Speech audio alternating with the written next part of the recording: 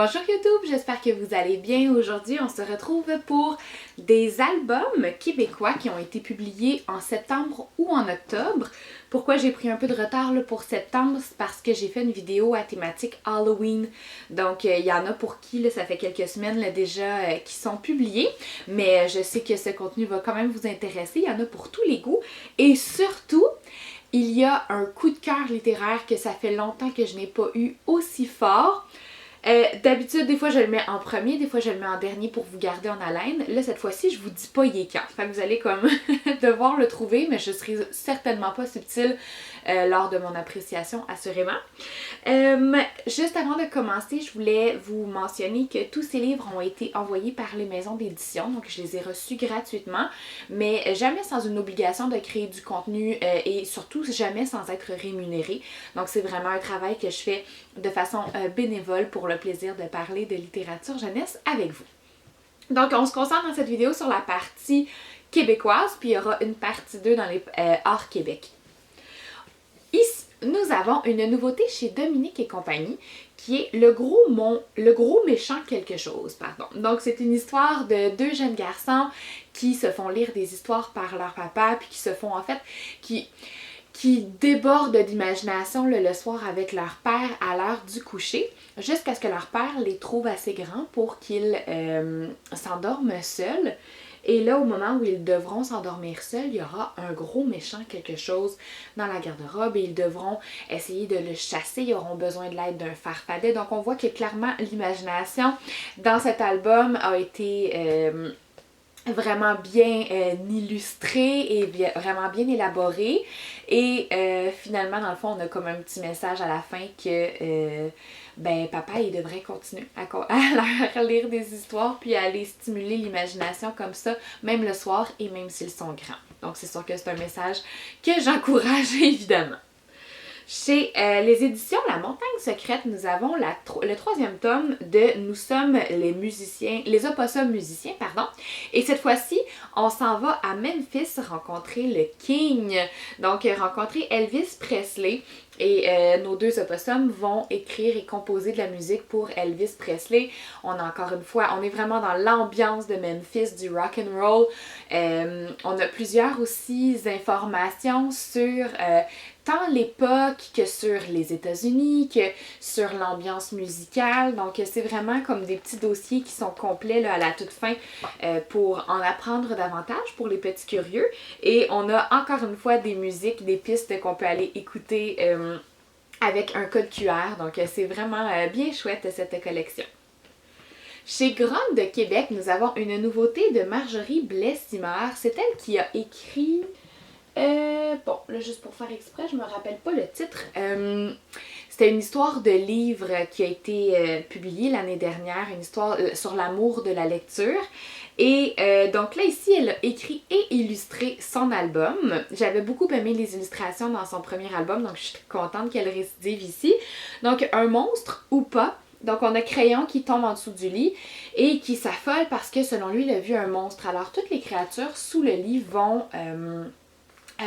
se mettre à imaginer, est-ce que c'était la laveuse qui nous vole nos bas? Est-ce que c'était le chien qui nous dévore? Le chat? Est-ce que c'était... Puis là, on va se mettre à énumérer plein de choses qui pourraient être perçues comme une créature ou un monstre.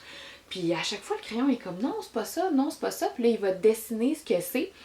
Puis dans le fond, c'est le lecteur. C'est comme si c'était l'enfant à qui appartenait le crayon qui s'était penché en dessous de son lit. Donc à la fin, j'ai aimé la petite touche où on s'adresse au lecteur directement. Je trouvais ça mignon. Chez Petit Génie maintenant, donc nous avons 10 idées loufoques pour faire respecter sa bulle et 10 idées loufoques pour demander de l'aide. Ce sont deux nouveautés écrites par Claudia Turmel et illustrées par Aliona Chilina. Dans le fond, avec les titres là, on a vraiment l'explication, ça peut pas être plus clair sur quel sera le message. On est dans des albums qui sont un petit peu plus où on veut aller enseigner quelque chose aux enfants. Donc on veut aller leur enseigner comment faire respecter leur bulle ou comment demander de l'aide. Donc dans un message vraiment très précis, puis on donne des trucs à l'enfant. On a une petite touche humoristique évidemment, mais pour les petits, pourquoi pas l'utiliser justement là, pour leur faire un petit enseignement puis faire un retour. Puis je pense que après avec les enfants, ça va être plus simple de faire un retour. Puis hey, là ici, je pense que t'as pas été capable de faire respecter ta bulle. Te rappelles-tu dans le livre qu'on a lu?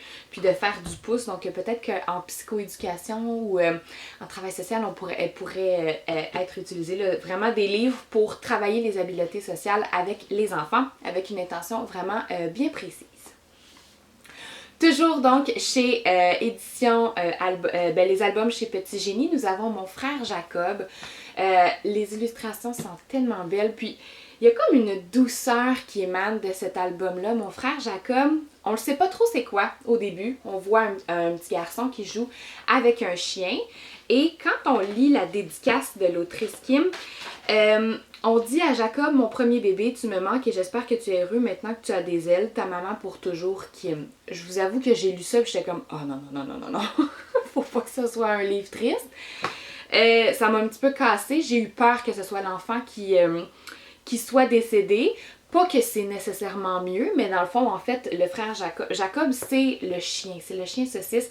Et on va suivre la famille qui ont adopté le chien saucisse, qui ont été pendant plusieurs années parents seulement du chien saucisse, qui ont eu leur premier enfant, puis on voit comment le chien a réagi au premier enfant. Ensuite arrive le deuxième enfant, puis là dans le fond ce qu'il dit, le petit garçon, c'est qu'il a appris du meilleur, il a appris du chien comment être un bon frère, puis donc il va pouvoir répéter ce que son frère, son chien donc a fait pour lui. J'ai vraiment trouvé ça mignon, puis là de savoir, tu sais, avec la dédicace, on sait déjà dans le fond que malheureusement le chien va décéder, puis là à la fin on a une photo du chien puis du petit garçon. Ça m'a un petit peu fait de la peine, je dirais, mais c'est vraiment beau. Donc les illustrations, comme je vous dis, de Sarah Romero, il y a comme une douceur dans les illustrations qui valent la peine pour aborder. Tu sais, c'est juste une belle petite histoire, mais dans laquelle, malheureusement, donc on vient aborder la mort d'un chien. Mais là, on dirait que je suis en train de me rappeler, là, ça fait quand même quelques semaines que je l'ai lu. Ok, c'est ça, dans l'histoire, le chien ne meurt pas dans le fond. On ne sait pas qu'il meurt, c'est juste avec la dédicace qu'on le sait, malheureusement. Ok, alors on est arrivé pour mon coup de cœur. C'est un cadeau de Noël en novembre. Quand je suis allée, il y a eu on a fêté les 10 ans des éditions de La Bagnole et Jacques Goldstein était là et j'en ai profité pour jaser avec lui pendant un bon, là, comme 45 minutes là, de ses œuvres et tout. Puis il a pu me présenter cette nouveauté qui va sortir le 24 octobre. J'avoue que je sais même pas on est quelle date, là, mais soit qui est publié cette semaine ou la semaine prochaine. Et dans le fond, il m'a raconté que cette histoire-là provient c'est Stéphane Laporte qui l'a écrite. Il l'a publiée dans le journal et Jacques Goldstein a lu cette nouvelle-là dans le journal et a tout de suite écrit à Stéphane Laporte pour lui dire « Hey, j'aimerais vraiment ça, illustrer ton histoire. » Des années ont passé sans que Jacques Goldstein ait aucune idée, aucune réponse. Jusqu'à ce qu'un moment donné, il se fasse approcher donc par probablement donc les relationnistes de Stéphane Laporte qui ont demandé à ce qu'il illustre son histoire. Et quand Jacques a su ça, il était super content, puis il rencontre Stéphane, puis là il lui dit « Est-ce que c'est parce que je t'ai écrit il y a quelques années? » Et Stéphane n'était même pas au courant qu'il avait écrit. Donc Jacques, là, il avait vraiment pris là, comme un papier, une enveloppe, puis il l'avait adressé au journal où ça avait été publié. Tu sais, il avait quand même fait tout ça. Puis finalement, Stéphane Laporte n'était même pas au courant. Mais quand il y a eu le projet d'illustrer cette histoire-là, puis d'en faire un livre pour enfants, il tenait à ce que ce soit Jacques Goldstein. Donc moi, ce hasard-là de la vie, j'ai trouvé ça tellement beau. Et ça met la table sur cette œuvre qui est magnifique. On connaît la plume de Stéphane Laporte, mais là, de savoir que c'est adressé vraiment dans un album pour enfants, c'est encore plus beau. La plume s'apparente vraiment à celle de Jacques Goldstein. Donc si vous aimez les histoires de cet auteur, vous allez être charmés, d'autant plus que là, ce sont ses illustrations à lui. Et c'est beau parce que c'est un message qu'on retrouve pas souvent dans la littérature jeunesse. On parle beaucoup de persévérance, puis on parle beaucoup de quand on veut un peu, puis continue d'essayer et tout. Puis dans ce cas-ci, le jeune Stéphane, il est passionné de hockey, puis on est dans une ambiance là, vraiment de au forum, tu sais, il regarde à la télévision les matchs avec Béliveau, puis tu sais, on est vraiment, c'est ça, dans une autre époque. Et il est passionné de hockey, puis il va recevoir des patins. Et avec son grand frère qui est dans une ligue, il va essayer de patiner, puis il va essayer pendant des heures et des heures et des heures. Et ça fonctionnera pas. Il sera pas capable de mettre les pieds l'un devant l'autre, malgré tout ce qu'il voudrait, malgré que ce soit sa passion première, le hockey, il n'y arrive pas.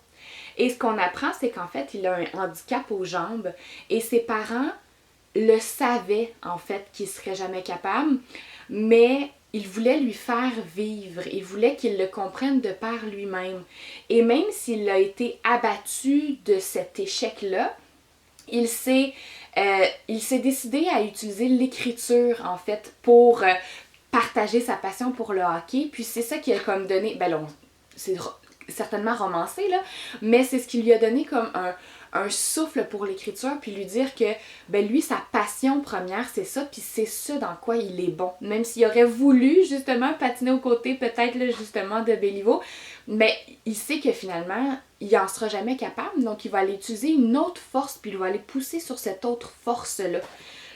Puis j'ai trouvé ça beau comme message aux élèves parce que je sais que là on parle de hockey, mais il y a beaucoup d'élèves dans nos classes qui essayent, puis que, tu sais, on fait la promotion de justement essayer plein de sports, essayer plein de domaines artistiques et tout, mais les enfants ont certaines forces, puis ont certains défis, puis il faut en être conscient aussi. Puis je pense que c'est un beau message à véhiculer, puis je pense que les enfants vont vraiment se reconnaître et ils vont être capables d'aller plus loin que le hockey, puis ils vont être capables entre eux d'en discuter, puis de s'identifier au personnage de ben moi j'ai vécu ça comme échec ou j'ai vécu ça comme embûche, puis j'ai pas été capable de me relever de ça, mais il y a autre chose, tu sais, je trouve que le message est beau de il y a autre chose même quand on n'arrive pas à se relever d'une embûche. Donc il y a vraiment un coup de cœur pour tout, là. Les illustrations, la plume, l'histoire derrière l'album, c'est magnifique, vraiment, j'ai adoré.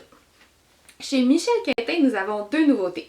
Donc, une nouveauté de Charabia. Vous connaissez donc ce chat dont j'en parle. À chacune des nouveautés, c'est sûr que je vous en parle parce que je le trouve tellement drôle. C'est le chat sans poil.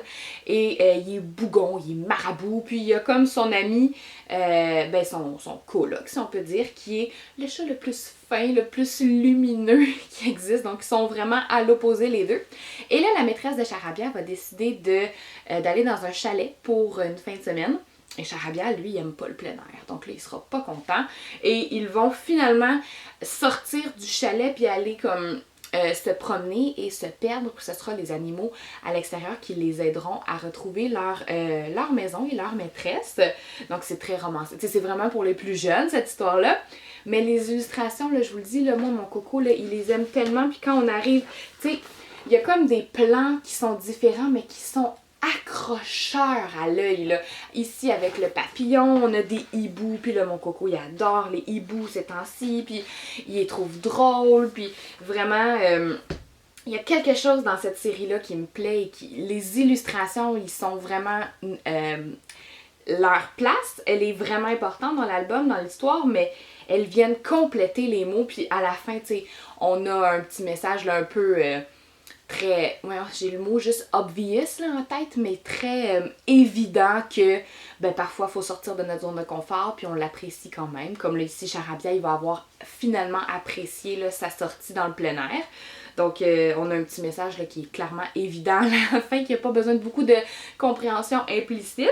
Ce que moi j'aime plus quand on est dans l'implicite puis qu'il y a des incompréhensions. Là on est dans un message très très clair ici, mais c'est une belle petite histoire quand même. Toujours chez Michel Quintin. Donc, on a encore la haute cour, oui, la ferme à la haute cour. Ici, on a une enquête. Donc, il y a un cupcake qui manque. Donc, il y avait un cupcake pour tout le monde, puis finalement, il le manque. Et Canard va décider d'enquêter. Donc, je pense que cet album-là pourrait être chouette dans un réseau sur les enquêtes, justement. Puis, au fil des pages, on essaie de voir, puis là, on va avoir plusieurs suspects, puis on va voir la raison de leur suspicion, puis on va pouvoir émettre des hypothèses. Mais finalement, on réalise que chaque personne qui va venir témoigner à Canard va utiliser un peu ces... j'ai encore juste le mot en anglais, assumption, comme ce qu'il pense de la personne plutôt, tu sais, ça sera certainement pas un fait véritable. Et donc, on a tout ce message-là derrière qu'on va pouvoir justement aborder avec les enfants.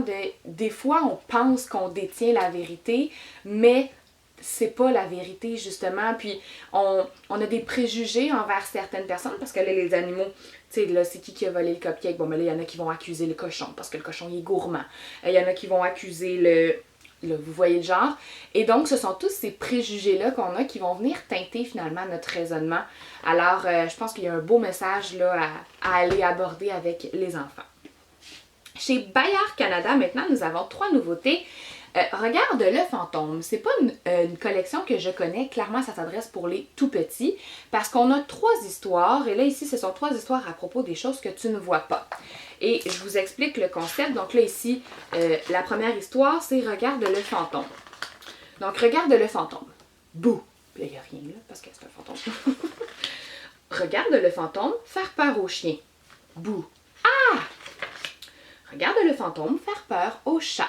Et là, on a cette structure répétitive-là qui, va assurément faire rire les enfants, mais ce que je trouvais, c'est que ça peut être vraiment le fun pour les premiers lecteurs, justement, puisque la structure, elle est répétitive, on va pouvoir anticiper ce qui s'en vient. On pourrait faire un théâtre des lecteurs, on pourrait mettre en scène, dans le fond, chacune des phrases, parce que la phrase, elle revient, mais elle va parfois avoir une petite différence. Donc, de la mettre en scène, justement, on va pouvoir aller travailler la compréhension, est-ce que l'enfant a compris ce qu'il vient de lire. Donc, il y a un beau petit potentiel, une collection que je ne connaissais pas. Vous m'écrirez dans les commentaires si vous la connaissez pour les petits.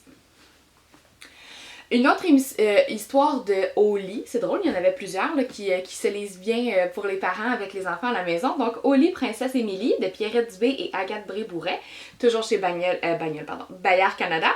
Nous avons ici Émilie la princesse qui, je dirais, qui fait beaucoup à sa tête et qui refuse donc les standards, les règles et tout ça. Puis, surtout à l'heure du coucher, elle va se battre et se battre et se battre pour ne pas aller faire dodo.